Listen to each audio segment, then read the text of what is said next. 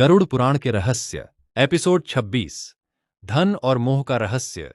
क्या संपत्ति मनुष्य को बांध सकती है? क्या धन वास्तव में मनुष्य का होता है? जिस संपत्ति को पाने के लिए इंसान पूरी जिंदगी मेहनत करता है, क्या वह मृत्यु के बाद भी उसके साथ जाती है?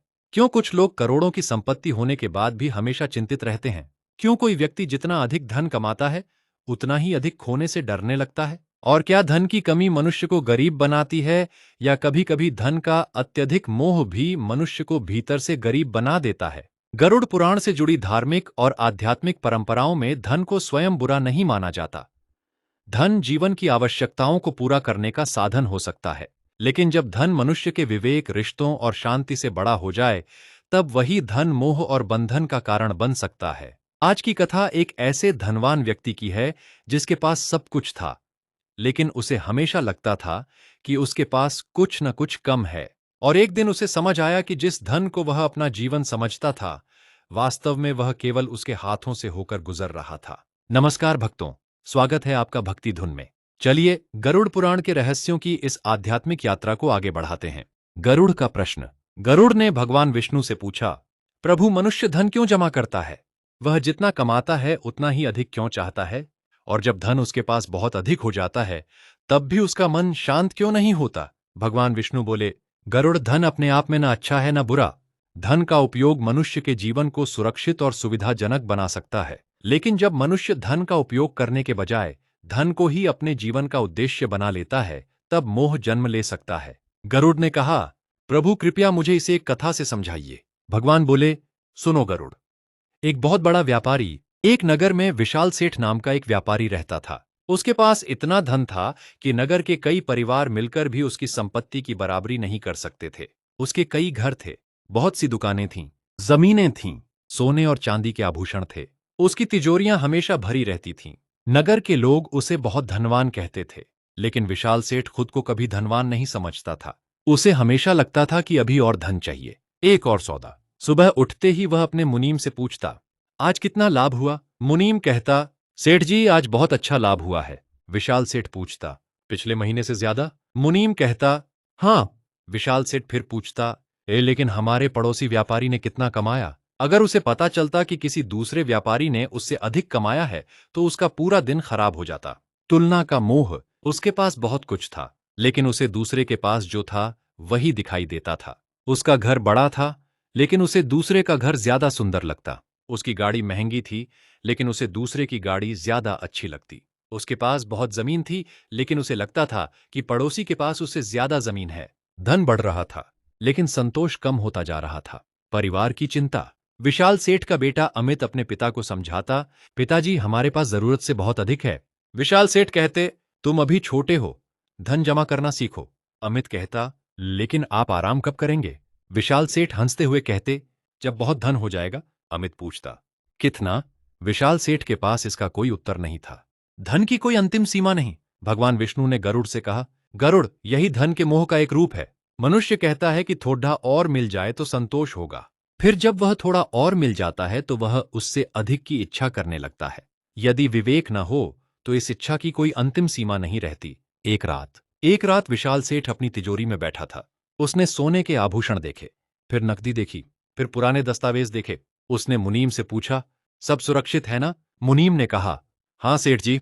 विशाल सेठ ने फिर पूछा, अगर चोरी हो गई तो? मुनीम ने कहा, हम सुरक्षा का ध्यान रखते हैं। लेकिन विशाल सेठ का डर कम नहीं हुआ। धन बढ़ा, डर भी बढ़ा। उसने सुरक्षा बढ़ा दी, फिर नई तिजोरी बनवाई, फिर दूसरी जगह जमीन खरीदी। फिर सोचा, अगर व्यापार में नुकसान हो गया तो? उसने और पैसा जमा किया। फिर सोचा, अगर बाजार गिर गया तो? उसने और संपत्ति खरीद ली।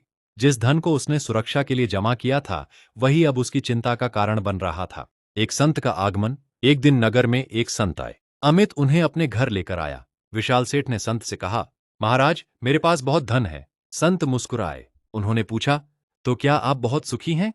विशाल सेठ कुछ क्षण चुप रहा, फिर बोला, सुखी तो हूं, लेकिन चिंता बहुत रहती है। संत ने पूछा, किस बात की? विशाल सेठ बोला, धन खोने की। संत का प्रश्न। संत ने कहा, जिस धन को बचाने के लिए आपको अपनी शांति खोनी पड़ रही है, वह धन आपका सेवक है या स्वामी? विशाल सेठ के पास कोई उत्तर नहीं था। धन का सही स्थान। संत बोले, धन को अपने जीवन का साधन बनाइए, उसे अपने जीवन का मालिक मत बनाइए। धन से घर चलाइए, परिवार की आवश्यकताएं पूरी कीजिए, जरूरतमंदों की सहायता कीजिए, व्यापार को बढ़ाइए, लेकिन अपने मन को धन की तिजोरी में बंद मत कीजिए। विशाल सेठ का प्रश्न। विशाल सेठ ने पूछा, महाराज, क्या अधिक धन रखना गलत है? संत बोले, नहीं, अधिक धन होना अपने आप में गलत नहीं।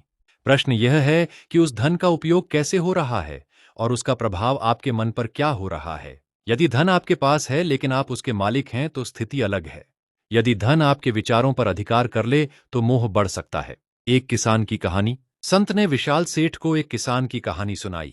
एक किसान के पास बहुत कम जमीन थी। वह हर साल मेहनत करता। अच्छी फसल होती तो खुश होता, फसल कम होती तो अगले वर्ष फिर मेहनत करता। एक दिन किसी ने उससे पूछा, क्या तुम और जमीन नहीं खरीदना चाहते? किसान बोला, अगर अवसर मिला तो जरूर खरीदूंगा। व्यक्ति ने पूछा, फिर क्या करोगे? किसान मुस्कुराया, मेहनत करूंगा, परिवार पालूंगा और जो मिलेगा उसमें संतोष रखूंगा। संतोष का अर्थ। संत ने कहा, संतोष का अर्थ यह नहीं कि मनुष्य आगे बढ़ना बंद कर दे। संतोष का अर्थ यह है कि आगे बढ़ते हुए भी वर्तमान जीवन की कद्र करना न भूलें। मेहनत और लालच में अंतर होता है, आवश्यकता और अंतहीन इच्छा में अंतर होता है। विशाल सेठ को पहली सीख। विशाल सेठ ने पहली बार अपने जीवन के बारे में सोचना शुरू किया। उसने देखा कि वह अपने परिवार के साथ बैठकर भोजन तक नहीं करता था। व्यापार की चिंता उसके मन में हमेशा रहती थी। उसे हर समय लाभ और नुकसान की गणना करनी होती थी। उसके बच्चे बड़े हो गए थे, लेकिन उसे उनकी कई महत्वपूर्ण बातें पता ही नहीं थीं। बेटा क्या चाहता था? एक दिन अमित ने अपने पिता से कहा, पिताजी, मुझे आपसे एक बात कहनी है। विशाल सेठ ने कहा, बोलो। अमित बोला, मुझे आपके धन की जरूरत नहीं है। विशाल सेठ चौंक गया। अमित ने कहा, मुझे आपका समय चाहिए। विशाल सेठ शांत हो गया। उसे एहसास हुआ कि उसने अपने बेटे के लिए बहुत संपत्ति छोड़ी थी, लेकिन अपना समय बहुत कम दिया था। रिश्तों की कीमत। उस रात विशाल सेठ बहुत देर तक जागता रहा। उसने सोचा, मैंने अपने बच्चों के लिए धन जमा किया, लेकिन क्या मैंने उनके साथ पर्याप्त समय बिताया? उसके मन में पहली बार धन से अलग एक सवाल उठा।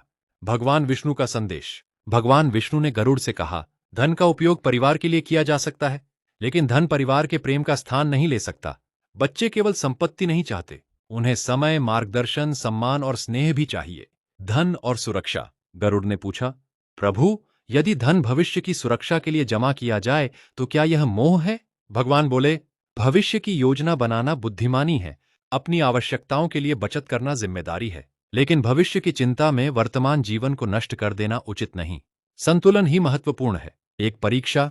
कुछ समय बाद विशाल सेठ के व्यापार में अचानक बड़ा नुकसान हुआ। उसने अपनी कुछ संपत्ति खो दी। पहले वह बहुत घबरा गया। उसे लगा कि सब कुछ समाप्त हो गया, लेकिन अमित ने उसका हाथ पकड़कर कहा, पिताजी, आपने हमें हमेशा सिखाया कि कठिन समय में घबराना नहीं चाहिए। अब हम मिलकर इसे संभालेंगे।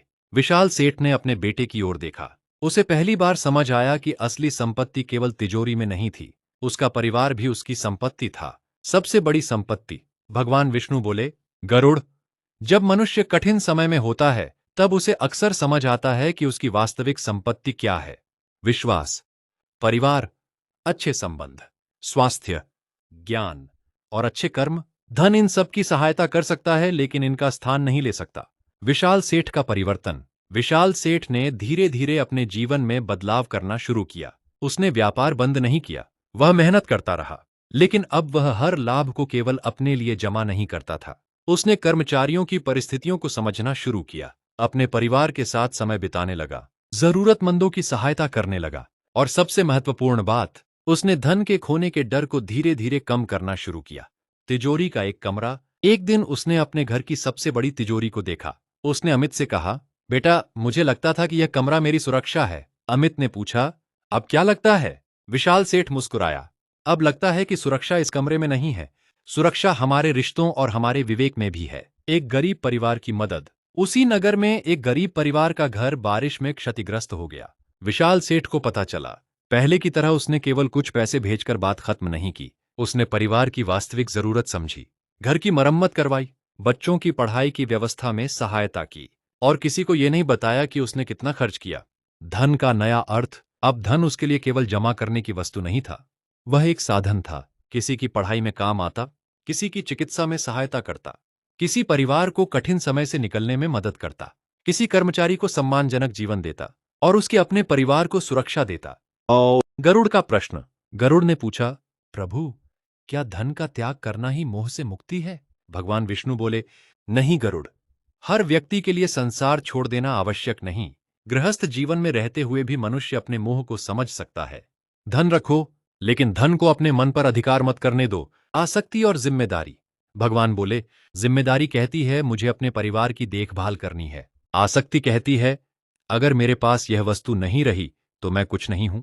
जिम्मेदारी कहती है मुझे भविष्य के लिए बचत करनी है। मोह कहता है मुझे जितना भी मिल जाए कम है। इन दोनों के बीच का अंतर समझना जरूरी है। एक सरल प्रश्न, यदि आज आपके पास मौजूद कोई वस्तु आपसे छिन जाए तो क्या आपकी पूरी पहचान भी समाप्त हो जाएगी? यदि उत्तर हां है, तो शायद उस वस्तु से आपका मोह बहुत गहरा है। मनुष्य की पहचान केवल उसके धन से नहीं होनी चाहिए, वह अपने चरित्र, रिश्तों और कर्मों से भी पहचाना जा सकता है। मृत्यु का स्मरण। गरुड़ ने पूछा, प्रभु, क्या मृत्यु का स्मरण धन के मोह को कम कर सकता है? भगवान बोले, मृत्यु का स्मरण मनुष्य को यह याद दिला सकता है कि संसार की वस्तुएं स्थायी नहीं हैं। लेकिन मृत्यु के बारे में सोचकर डरना उद्देश्य नहीं, उद्देश्य यह समझना है कि समय सीमित है। इसीलिए धन कमाते हुए जीवन को मत खो देना। विशाल सेठ की अंतिम परीक्षा। वर्षों बाद विशाल सेठ बहुत वृद्ध हो गया। उसने अपने बच्चों को बुलाया। उसने कहा, मैंने जिंदगी में बहुत धन कमाया, लेकिन मेरी सबसे बड़ी सीख धन नहीं है। बच्चों ने पूछा, फिर क्या है? विशाल सेठ ने कहा, धन का उपयोग करो, लेकिन धन के पीछे अपना जीवन मत खो देना। परिवार के साथ समय बिताओ, जरूरतमंद की सहायता करो, और इतना मत जमा करो कि तुम्हें हर समय उसे खोने का डर बना रहे। एक अंतिम वसीयत। विशाल सेठ ने अपनी संपत्ति को व्यवस्थित किया, परिवार की आवश्यकताओं के लिए पर्याप्त व्यवस्था की, व्यापार की जिम्मेदारियां बांटी, कुछ धन सामाजिक कार्यों के लिए रखा, और अपने बच्चों से कहा, मेरी सबसे बड़ी इच्छा है कि यह संपत्ति तुम्हारे बीच झगड़े का कारण न बने। याद रखना, धन परिवार को जोड़ने के लिए उपयोगी हो सकता है, लेकिन अगर धन परिवार से बड़ा हो जाए तो वही धन परिवार को तोड़ सकता है। भगवान विष्णु का संदेश। भगवान विष्णु ने गरुड़ से कहा, गरुड़, धन मनुष्य के जीवन में नदी के जल की तरह है। यदि उसका प्रवाह सही दिशा में हो तो वह जीवन को समृद्ध करता है, लेकिन यदि मनुष्य उसे रोककर केवल अपने लिए जमा करता रहे तो उसमें सड़न आ सकती है। धन का प्रवाह सेवा, परिवार, व्यापार और समाज के उपयोगी कार्यों में हो तो उसका उद्देश्य सार्थक हो सकता है। आज की दुनिया के लिए सीख। आज मनुष्य केवल धन की तुलना नहीं करता, वह घर की तुलना करता है, गाड़ी की तुलना करता है, कपड़ों की तुलना करता है, मोबाइल की तुलना करता है, सफलता की तुलना करता है। सोशल मीडिया पर दूसरों का जीवन देखकर उसे लगता है कि उसके पास कम है। यही तुलना धीरे धीरे मन में असंतोष बढ़ा सकती है। अपनी यात्रा को देखिए, आपके पास क्या है यह महत्वपूर्ण है, लेकिन उससे अधिक महत्वपूर्ण यह भी है कि आप उसका उपयोग कैसे करते हैं। यदि आपके पास कम है तो निराश मत होइए, यदि आपके पास अधिक है तो अहंकार मत कीजिए, और यदि आपके पास पर्याप्त है तो केवल इसलिए अधिक पाने की चिंता मत कीजिए कि किसी और के पास आपसे ज्यादा है। धन और धर्म। धन कमाना और धर्म के मार्ग पर चलना एक दूसरे के विरोधी नहीं है। ईमानदारी से व्यापार करना धर्म का हिस्सा हो सकता है। कर्मचारियों के अधिकार का सम्मान करना धर्म का हिस्सा हो सकता है। परिवार की जिम्मेदारी निभाना धर्म का हिस्सा हो सकता है। जरूरतमंद की सहायता करना धर्म का हिस्सा हो सकता है। और धन के प्रति अपने मन की आसक्ति को पहचानना भी आत्मचिंतन का हिस्सा हो सकता है। आज का सबसे बड़ा रहस्य। भक्तों, कभी कभी हम कहते हैं, यह मेरा घर है, यह मेरी जमीन है, यह मेरा पैसा है, यह मेरी संपत्ति है। लेकिन जीवन हमें धीरे धीरे यह सिखाता है कि हम बहुत सी चीजों के मालिक नहीं, बल्कि कुछ समय के लिए उनके संरक्षक होते हैं। जो आज हमारे पास है वह कल किसी और के पास हो सकता है। इसलिए वस्तुओं का सम्मान कीजिए, लेकिन उनसे अपनी पूरी पहचान मत जोड़िए। आज का संकल्प। आज अपने घर में मौजूद किसी एक ऐसी चीज को देखिए जिससे आपको बहुत मोह है। अपने आप से पूछिए, अगर यह मेरे पास ना रहे तो क्या मैं फिर भी खुश रह सकता हूं? फिर अपने परिवार के किसी व्यक्ति के साथ कुछ समय प्रेम से बिताइए, किसी जरूरतमंद की अपनी क्षमता के अनुसार सहायता कीजिए, और अपने धन के लिए भगवान को धन्यवाद दीजिए, क्योंकि कृतज्ञता मनुष्य को यह याद दिलाती है कि जो कुछ मिला है वह केवल उसके प्रयास का परिणाम नहीं, बल्कि जीवन में मिले अनेक अवसरों का भी परिणाम है। भगवान विष्णु का अंतिम संदेश। भगवान विष्णु ने गरुड़ से कहा, गरुड़, धन कमाना सीखो, लेकिन धन से ऊपर जीवन को रखो। संपत्ति बनाओ, लेकिन रिश्तों को मत खो। भविष्य के लिए बचत करो, लेकिन वर्तमान को मत भूलो। अपने बच्चों के लिए धन छोड़ो, लेकिन उन्हें संस्कार भी दो। और सबसे महत्वपूर्ण बात, धन को अपने हाथ में रखो, अपने हृदय में नहीं। गरुड़ ने भगवान को प्रणाम किया।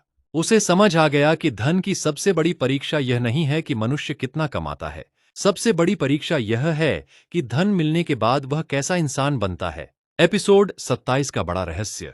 लेकिन भक्तों, धन और मोह की बात यहीं समाप्त नहीं होती। अब गरुड़ के सामने एक और महत्वपूर्ण प्रश्न उठता है। मनुष्य के जीवन में सबसे गहरा मोह किसका होता है? धन का, संपत्ति का, या अपने परिवार और रिश्तों का? अगर कोई व्यक्ति अपने प्रियजनों से अत्यधिक आसक्त हो जाए, तो क्या वह आसक्ति उसके मन को बांध सकती है? और मृत्यु के समय मनुष्य जिस चीज को सबसे अधिक याद करता है, उसके बारे में भारतीय आध्यात्मिक परंपराएं क्या कहती हैं? क्या अंतिम समय के विचारों का कोई आध्यात्मिक महत्व माना गया है? अगले भाग में जानेंगे। एपिसोड 27, अंतिम समय का रहस्य, मृत्यु के समय मनुष्य के मन में क्या चलता है। अगर आपको गरुड़ पुराण की यह ज्ञानवर्धक श्रृंखला पसंद आ रही है, तो भक्ति धून विद प्रीति को सब्सक्राइब करें, वीडियो को लाइक करें और अपने परिवार के साथ शेयर जरूर करें। कमेंट में लिखें, हे प्रभु, धन से अधिक मुझे सद्बुद्धि और संतोष प्रदान करना। राधे राधे। जय श्री कृष्ण। एयूएम नमो भगवते वासुदेवाय।